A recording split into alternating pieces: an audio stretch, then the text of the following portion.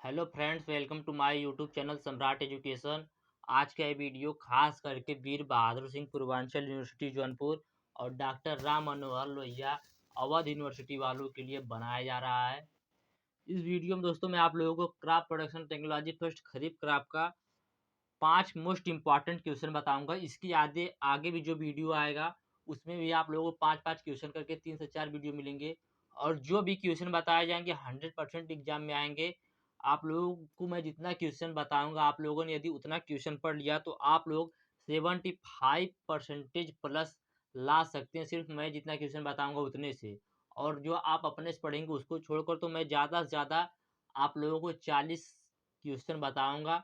उसी में से आप लोगों को एग्जाम में भी देखने को मिलेगा। तो आप लोगों को यदि इसका पीडीएफ चाहिए तो डिस्क्रिप्शन में व्हाट्सएप ग्रुप का लिंक और व्हाट्सएप नंबर दिया गया है, मैसेज करके आप लोग इसका पीडीएफ ले सकते हैं।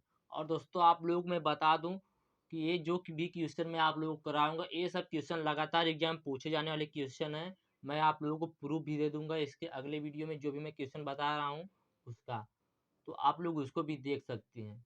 तो चलिए स्टार्ट करते हैं, जिसमें पहला क्वेश्चन है धान की एसआरआई पद्धति या श्री पद्धति, जो कि दोस्तों लगातार एग्जाम पूछा है। मां शाकंभरी यूनिवर्सिटी की एग्जाम पूछा था, रज्जू भैया यूनिवर्सिटी की एग्जाम पूछा था, अभी आपके काशी विद्यापीठ का एग्जाम 10 तारीख को था, वहाँ के भी एग्जाम में पूछा था। तो मतलब एक क्वेश्चन जो है हर जगह पूछा है, धान की श्री पद्धति या एसआरआई पद्धति क्या है। तो चलिए देखते हैं। यह पद्धति दोस्तों ऐसी होती है, इसमें धान को बहुत कम पानी में उगाया जाता है और बहुत कम मेहनत में उगाया जाता है, फिर भी उत्पादन ज़्यादा होता है। इस विधि को दोस्तों मेडागास्कर विधि भी कहते हैं। एग्जाम में दे देगा धान की एसआरआई पद्धति लिखिए या मेडागास्कर पद्धति क्या है या मेडागास्कर विधि क्या है, तो आप लोग यही लिखेंगे। तो चलिए देखते हैं धान की एसआरआई पद्धति क्या है। तो इसे दोस्तों श्री पद्धति कहते हैं हिंदी में। तो श्री पद्धति धान उत्पादन की एक तकनीक है जिसके द्वारा पानी के बहुत कम प्रयोग से भी धान का बहुत अच्छा उत्पादन संभव होता है। श्री पद्धति धान के उत्पादन की एक तकनीक है जिसके द्वारा पानी के बहुत कम प्रयोग से भी धान का बहुत अच्छा उत्पादन संभव होता है। इसे सघन धान प्रणाली, सिस्टम ऑफ राइस इंटेंसिफिकेशन या श्री पद्धति के नाम से भी जाना जाता है। तो श्री पद्धति क्या है? श्री पद्धति धान उत्पादन की एक तकनीक है जिसके द्वारा पानी के बहुत कम प्रयोग से भी धान का बहुत अच्छा उत्पादन होता है। इसे सघन धान प्रणाली या सिस्टम ऑफ राइस इंटेंसिफिकेशन या श्री पद्धति कहते हैं। जहाँ पर दोस्तों पारंपरिक तकनीक में धान के पौधे को पानी से लबालब भरे खेतों में उगाया जाता है, वही मेडागास्कर तकनीक, दोस्तों इसको मेडागास्कर तकनीक भी कहते हैं, जैसा कि मैं आप लोगों को पहले ही बता चुका हूँ। मेडागास्कर तकनीक में पौधे की जड़ों में नमी बरकरार रखना ही पर्याप्त होता है। मैं आप लोगों को दिखा देता हूँ पहले कैसी होती है दोस्तों एसआरआई पद्धति से धान की खेती। तो आप लोग यहाँ पर देख सकते हैं दोस्तों, यही धान की एसआरआई पद्धति या श्री पद्धति है। इसमें दोस्तों सिर्फ ये जो नालियाँ बनी है, इन्हीं नालियों में पानी भरना है और इसमें ज़्यादा पानी भी नहीं भरना है। पानी सिर्फ इतना रहना चाहिए कि पौधे में नमी है। और दोबारा पानी तभी दिया जाता है जब जमीन फट जाए, पपड़ी बन जाए दोस्तों, तब दोबारा पानी दिया जाता है। तो दोस्तों यह जो धान की एसआरआई पद्धति होती है, इसमें बहुत कम पानी में बहुत अच्छे धान का उत्पादन संभव होता है। लगभग 300% ज़्यादा उत्पादन होता है। अभी आगे हम लोग पढ़ेंगे। तो आप लोगों को मैंने दिखा दिया, यही धान की एसआरआई पद्धति है। दिखाने से भी आप लोगों को बहुत कुछ याद हो गया होगा। तो चलिए अब मैं आप लोगों को आगे बताता हूँ। तो दोस्तों इस तकनीक में धान की खेती में जहाँ भूमि, श्रम, पूंजी और पानी कम लगता है, वहीं उत्पादन 300% तक ज़्यादा होता है। तो दोस्तों मैंने आप लोगों को बताया कि जहाँ हम लोग, जैसे इस समय हम लोग अपने गांव में धान की बुआई करते हैं, इस विधि से 300% तक ज़्यादा धान का उत्पादन या एसआरआई पद्धति से होता है, जिसमें मेहनत भी कम लगता है, ज़मीन भी कम लगती है, पैसा भी कम लगता है और पानी भी कम लगता है। इस विधि को फ्रांसीसी पादरी फादर हेनरी डे लाउलानी ने भारत में 1980 के दशक में विकसित किया था। दोस्तों मेडागास्कर में विकसित किया था, भारत में नहीं। तो इस विधि को फ्रांसीसी पादरी फादर हेनरी डे लाउलानी द्वारा 1980 के दशक के शुरुआत में मेडागास्कर में विकसित किया गया था। इसलिए इस धान की विधि को मेडागास्कर विधि भी कहते हैं।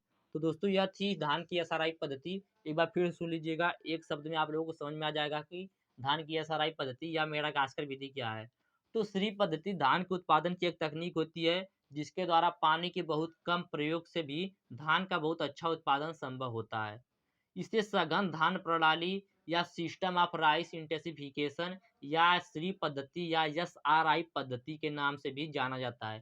दोस्तों टाइम थोड़ा ज़्यादा लगेगा लेकिन आप लोगों को समझ में ज़रूर आएगा जो भी मैं बता रहा हूँ। जहाँ पारंपरिक तकनीक में धान के पौधे को पानी से लबालब भर के हम लोग खेती करते थे, वहीं पर मेडागास्कर तकनीक से या मेडागास्कर विधि से दोस्तों पौधे की खेती करने में, धान की खेती करने में पौधे की जड़ में सिर्फ नमी बरकरार रखना ही पर्याप्त होता है। इस तकनीक से धान की खेती में जहाँ भूमि, श्रम, पूंजी और पानी कम लगता है, वहीं उत्पादन 300% तक ज़्यादा मिलता है। इस विधि को फ्रांसीसी पादरी फादर हेनरी डे लाउलानी द्वारा 1980 के दशक के शुरुआत में मेडागास्कर में विकसित किया गया था, इसलिए इस धान को मेडागास्कर विधि भी कहते हैं। तो एक नंबर में पूछ भी सकता है कि धान की एसआरआई पद्धति को मेडागास्कर विधि क्यों कहते हैं। तो इस विधि को पादरी फादर हेनरी डे लाउलानी द्वारा 1980 के दशक में मेडागास्कर में विकसित किया गया था, इसलिए इस पद्धति को मेडागास्कर विधि भी कहते हैं। तो उम्मीद करते हैं आप लोगों को इस धान की एसआरआई पद्धति समझ में आ गया होगा। आगे चलते हैं, देखते हैं अगला क्वेश्चन। राइजोबियम कल्चर द्वारा दालों का बीज उपचार। राइजोबियम कल्चर के द्वारा दालों का बीज उपचार कैसे करते हैं, राइजोबियम कल्चर होता क्या है, उसके बारे में देखेंगे। तो दोस्तों सबसे पहले जान लीजिए, राइजोबियम कल्चर जो होता है यह एक सहजीवी जीवाणु होता है जो दोस्तों दलहनी फसलों की जड़ों में होता है। दलहनी फसलों को दोस्तों बोने से पहले राइजोबियम कल्चर से उपचारित किया जाता है ताकि जो सहजीवी नाइट्रोजन होते हैं, सॉरी सहजीवी बैक्टीरिया होते हैं, वो उनकी जड़ों में जाकर स्टोर हो जाएं और नाइट्रोजन का स्थिरीकरण करें। तो चलिए देखते हैं क्या होता है। राइजोबियम एक सहजीवी जैव उर्वरक या जीवाणु होते हैं जो दलहनी फसलों में बुआई से पहले राइजोबियम कल्चर का उपयोग अत्यंत आवश्यक होता है। दलहनी फसलों में बुआई से पहले राइजोबियम कल्चर का उपयोग अत्यंत आवश्यक होता है। राइजोबियम जीवाणु दलहनी फसलों की जड़ों की गांठों पर पाए जाते हैं जो वायुमंडल में पाए जाने वाले नाइट्रोजन को भूमि में स्थिर करने का कार्य करते हैं। तो दोस्तों यह हो गया राइजोबियम कल्चर द्वारा दालों का बीज उपचार। राइजोबियम कल्चर द्वारा दालों का बीज उपचार क्यों करते हैं, क्योंकि दोस्तों राइजोबियम कल्चर जो होता है यह एक सहजीवी बैक्टीरिया होता है जो क्या करता है, नाइट्रोजन का स्थिरीकरण करता है। तो यह जो दोस्तों दालों को उपचारित करने से क्या होता है, उनकी जड़ों में जो गांठ पाई जाती है उनमें जाके दोस्तों यह क्या करता है, नाइट्रोजन का स्थिरीकरण करता है जमीन में। तो यह हो गया राइजोबियम कल्चर। एग्जाम में दे देगा राइजोबियम कल्चर द्वारा दालों का बीज उपचार, तो आप लोग लिख दीजिएगा कि राइजोबियम एक सजीवी जैव उर्वरक या जीवाणु होते हैं जो दलहनी सॉरी राइजोबियम एक सजीवी जैव उर्वरक या जीवाणु होते हैं। दलहनी फसलों में बुआई से पहले राइजोबियम कल्चर का उपयोग अत्यंत आवश्यक होता है। राइजोबियम जीवाणु दलहनी फसलों की जड़ों की गांठों पर पाए जाते हैं जो वायुमंडल में पाए जाने वाले नाइट्रोजन का भूमि में स्थिर करने का कार्य करते हैं। तो दोस्तों उम्मीद करते हैं आप लोग राइजोबियम कल्चर भी समझ गए होंगे। अगला क्वेश्चन दोस्तों, ये जो भी क्वेश्चन मैं बता रहा हूँ सब एग्जाम पूछा गया क्वेश्चन है। मैं आप लोगों को अगले वीडियो में इसका प्रूफ दे दूंगा जो भी मैं क्वेश्चन बता रहा हूँ। अगला क्वेश्चन है, जूट को सड़ाने एवं इसके रेशे को अलग करने की विधि लिखिए। तो दोस्तों जूट के रेशे को सड़ाने और इससे अलग करने की विधि को दोस्तों रेटिंग विधि कहा जाता है। रेटिंग विधि के द्वारा जूट के रेशे को सड़ाकर उससे अलग कर लिया जाता है। तो चलिए देखते हैं, जूट के रेशे को रेटिंग विधि के द्वारा सड़ाया जाता है। इसमें जूट के छाल से तंतु ढीले हो जाते हैं और लकड़ी के डंठल से अलग हो जाते हैं। दोस्तों इसी विधि को रेटिंग विधि कहा जाता है। तो जूट के रेशे को रेटिंग विधि के द्वारा अलग किया जाता है या सड़ाया जाता है। इसमें जूट के छाल के जो तंतु होते हैं वो ढीले हो जाते हैं और डंठल से अलग हो जाते हैं। तो देखते हैं कैसे करते हैं। कटाई के 2 से 3 दिन बाद, अब दोस्तों 2 से 3 दिन बाद ही क्यों करते हैं कटाई के 2 से 3 दिन बाद, क्योंकि दोस्तों उसकी जो पत्ती होती हैं 2 से 3 दिन में झड़ जाती हैं। तो कटाई के 2 से 3 दिन बाद लगभग 20 से 25 दिनों के लिए इसे पानी में डुबोकर रखा जाता है जिससे यह सड़ जाते हैं। दोस्तों आप लोग गांव में सनई को देखे होंगे, सनई को हम लोगों के दादा वादा जो थे वह इसी प्रकार से करते थे। सनई को पानी में डुबो देते थे, उसके बाद वह दोस्तों छोड़ देता था, सड़ जाता था, उसका रेटिंग हो जाता था अपगलन जिसे कहते हैं, जिसके बाद दोस्तों उसमें से सूत्र निकाल लेते थे। तो दोस्तों पानी में डुबोकर 20 से 25 दिनों के लिए रखा जाता है, जिससे यह सड़ जाता है। जिसके बाद सूत्र को निकाल कर उन्हें धोकर साफ कर लिया जाता है और 4 से 5 दिन तक सूखने के बाद बंडल बना कर रखते हैं। क्योंकि दोस्तों बंडल यदि बनाकर नहीं रखेंगे तो सूत्र जो है वह कमज़ोर हो जाएंगे। तो यह था जूट को सड़ाने एवं इसके रेशे को अलग करने की विधि। जूट के रेशे को सड़ाने उससे एवं उससे अलग करने की विधि को रेटिंग विधि कहते हैं। इसमें दोस्तों क्या करते हैं, कटाई के 2 से 3 दिन बाद जूट के जो पौधे होते हैं, जो उनके डंठल होते हैं, उनको पानी में 20 से 25 दिनों के लिए डुबा के छोड़ देते हैं, जिससे वह सड़ जाते हैं। सड़ने के बाद दोस्तों उनमें से सूत्र निकाल लिया जाता है। सूत्र निकालने के बाद उन्हें धोकर सुखाया जाता है। सूखने के बाद दोस्तों 4 से 5 दिन में उन्हें बंडल बना कर रख लिया जाता है। बंडल इसलिए बनाया जाता है क्योंकि यदि वह फैले रहेंगे, खुले रहेंगे तो दोस्तों सूत्र कमज़ोर हो जाएंगे। तो उम्मीद करते हैं आप लोगों को ये भी समझ में आ गया होगा। आगे चलते हैं दोस्तों। अगला क्वेश्चन जो है चौथा क्वेश्चन है, ये आप लोगों को 100% एग्जाम में ऐसा एक क्वेश्चन देखने को मिलेगा। मैं इसमें तिल, अरहर, कपास और ज्वार की खेती के बारे में बताने वाला हूँ। उसमें कुछ और खेती के बारे में दे देगा, जैसे दे देगा चावल, मक्का, तो इन सभी के बारे में देगा, लेकिन ऐसा एक क्वेश्चन जरूर आएगा। तो चलिए देखते हैं क्वेश्चन क्या है। निम्नलिखित शीर्षकों के अंतर्गत तिल, अरहर, कपास व ज्वार की खेती का वर्णन तालिका के रूप में दीजिए। तो दोस्तों इसमें तिल की खेती, अरहर, कपास व ज्वार की खेती का तालिका के रूप में वर्णन करना। जिसमें तालिका में दिया गया पहला वानस्पतिक नाम, तो वानस्पतिक नाम तिल का बताना है, अरहर, कपास और ज्वार का। उन्नत जाति तो चारों का उन्नत जाति बताना है। बीज दर तो चारों का बीज दर बताना है। एनपीके प्रति हेक्टेयर पूछा है तो चारों का कितना एनपीके प्रति हेक्टेयर लगेगा उसको बताना है। उपज प्रति हेक्टेयर पूछा है तो तीनों का और चारों का उपज कितना होगा प्रति हेक्टेयर उसको बताना है। तो इसको हम लोग देखेंगे। तो सबसे पहले देखेंगे सभी का वानस्पतिक नाम, चारों का बोटेनिकल नेम। तो तिल का वानस्पतिक नाम होता है दोस्तों सेसामम इंडिकम। तिल का वैज्ञानिक नाम सेसामम इंडिकम। दोस्तों याद रखिएगा, यह भी क्वेश्चन दे सकता है। तो तिल का वैज्ञानिक नाम सेसामम इंडिकम। अरहर का वैज्ञानिक नाम कैजनस कैजान। कपास का वैज्ञानिक नाम गोसिपियम। अमेरिकन कपास का वैज्ञानिक नाम होता है गोसिपियम अर्बोरम। ज्वार का वैज्ञानिक नाम स्वारगम वल्गेयर या स्वारगम भी लिख सकते हैं आप लोग। तो तिल का वानस्पतिक नाम सेसामम इंडिकम, अरहर का कैजनस कैजान, कपास का गोसिपियम, ज्वार का स्वारगम वल्गेयर। अब देखेंगे चारों की उन्नत जातियां। तो तिल की देखते हैं सबसे पहले। तो तिल की उन्नत जाति है पहला TKG 21, TKG 22, TKG 55, JTS 8, PKDS 11, PKDS 12, PKDS 8। दोस्तों ये सब वरायटियाँ हैं, मुख्य वरायटियाँ हैं। RT 46, रामा, सावित्री, निर्मला, शुभ्रा, प्राची, अमृत। तो दोस्तों ये सब तिल की उन्नत वरायटियाँ थी। अब देखेंगे अरहर की। तो अरहर की कौन कौन सी हैं? पूसा 885, नरेंद्र अरहर 1, बहार, BSMR 853, BSMR 726, राजीव, लोचन, BDN 708। तो ये सब थी अरहर की वैरायटी। अब देखेंगे कपास की वैरायटी। तो कपास की है F414, LD 133, G27, RS 89, H 777, Bharti, Savitri, Godavari, Anjali, Sujata, सुमन। तो यह कपास की वैरायटी हो गई। अब देखेंगे ज्वार की। ज्वार की है पहला हाइब्रिड पायनियर हाइब्रिड 201 में है। दूसरा है हरा सोना, तीसरा सफ़ेद मोती और चौथा है GFS 5। तो ये सब दोस्तों थी ज्वार की। तो ये चारों की वैरायटियां हो गई। अब हमें क्या तीसरा पढ़ना है, चारों का बीज दर, सीड रेट।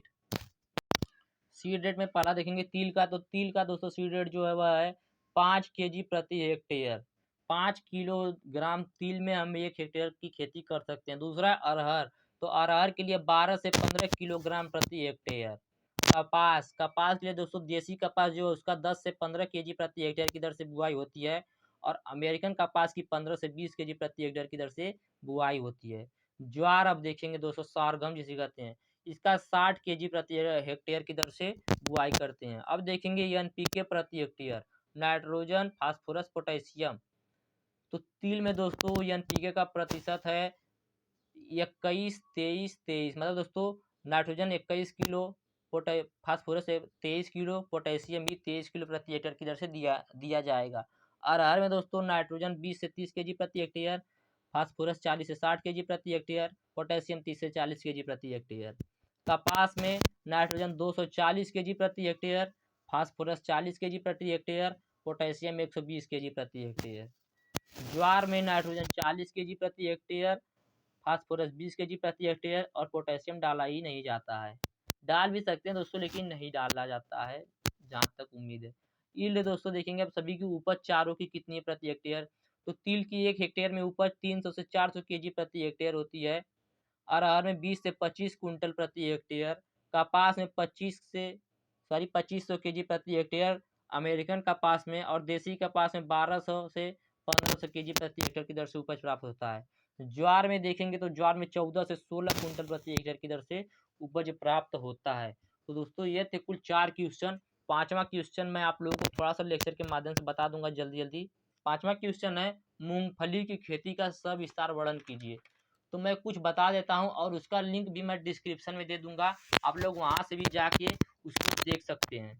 तो चलिए देखते हैं मूंगफली की खेती। मूंगफली को दोस्तों ग्राउंड नट, पीनट, अर्थनट, मंकी नट ये सब कहते हैं दोस्तों। इसका बोटेनिकल नाम है अरैकिस हाइपोजिया। अरैकिस हाइपोजिया। मूंगफली का वैज्ञानिक नाम फैमिली लिग्यूमिनेसी और दोस्तों फैबेसी। सब फैमिली है पैपिलियोनेसी, क्रोमोसोम नंबर 2n बराबर 14। ऑरिजिन इसका है ब्राजील। ब्राजील है साउथ अमेरिका में। तो दोस्तों ये हो गया इसका ऑरिजिन। एरिया डिस्ट्रीब्यूशन की बात करें तो विश्व में सबसे ज़्यादा मूंगफली का क्षेत्रफल की दृष्टि से भारत में प्रथम स्थान है और उत्पादन की दृष्टि से चीन का प्रथम स्थान है। भारत में मूंगफली का सर्वाधिक क्षेत्रफल की दृष्टि से उत्पादन करने वाला राज्य गुजरात है और उपज की दृष्टि से भी गुजरात ही है। इकोनॉमिक इम्पॉर्टेंस देखें मूंगफली की तो भारत में उगाए जाने वाली समस्त तिलहनी फसलों में अकेले मूंगफली 40% क्षेत्रफल पर उगाई जाती है। इसके तेल का इस्तेमाल विभिन्न प्रकार के वनस्पति घी तेल के रूप में किया जाता है। इससे विभिन्न प्रकार की कॉस्मेटिक चीज़ें बनाई जाती हैं। इसके दाने में प्रायः विटामिन बी ई पर्याप्त मात्रा में पाई जाती है। मूंगफली के दाने में 45% तेल। दोस्तों एक एग्जाम पूछ सकता है 1 नंबर में कि मूंगफली में कितने प्रतिशत प्रोटीन, कितने प्रतिशत कार्बोहाइड्रेट और कितने प्रतिशत वसा पाया जाता है। तो इसको आप लोग ध्यान दीजिएगा कि मूंगफली के दाने में 45% तेल मतलब दोस्तों वसा, 26% प्रोटीन और 10.2% कार्बोहाइड्रेट पाया जाता है। इसलिए दोस्तों इसे गरीबों का बादाम भी कहते हैं। मूंगफली दोस्तों प्रोटीन का एक अच्छा स्रोत है, इसलिए इसे गरीबों का बादाम भी कहा जाता है।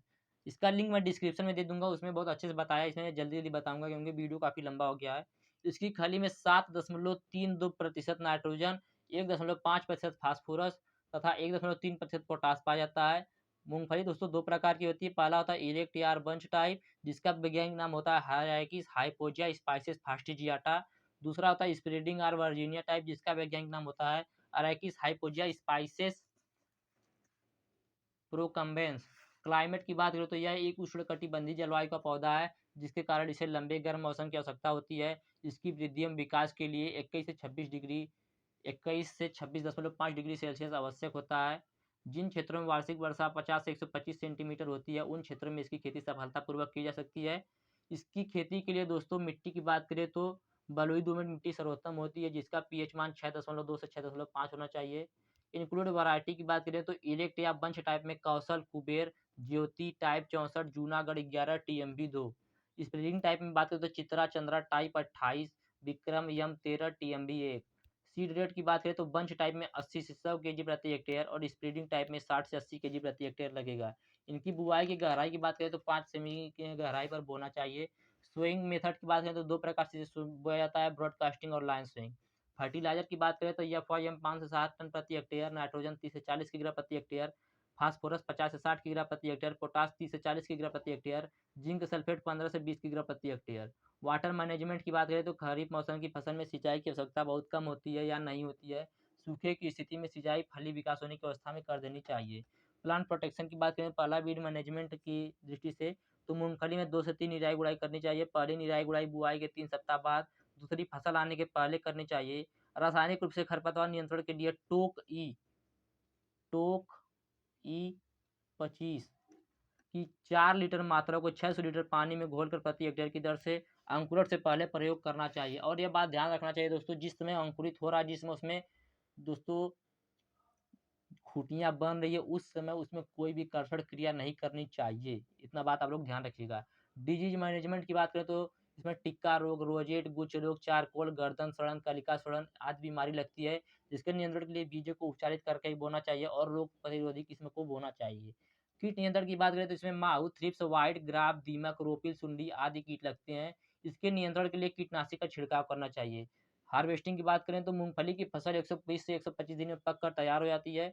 परिपक्वता के समय मूंगफली के पौधे की पत्तियां पीली होकर झड़ने लगती हैं। उस समय फलियां में 40 से 50% नमी रह जाती है। इसी समय फसल को खुरपी या कुदाल से खोदकर अथवा कल्टीवेटर या देसी हल से जोतकर फली को भूमि से निकाल लेते हैं। यील्ड की बात करें तो बंच टाइप में 15 से 20 कुंटल प्रति हेक्टेयर की दर से उपज प्राप्त होता है और स्प्रेडिंग टाइप में 20 से 30 कुंटल प्रति हेक्टेयर की दर से उपज प्राप्त होता है।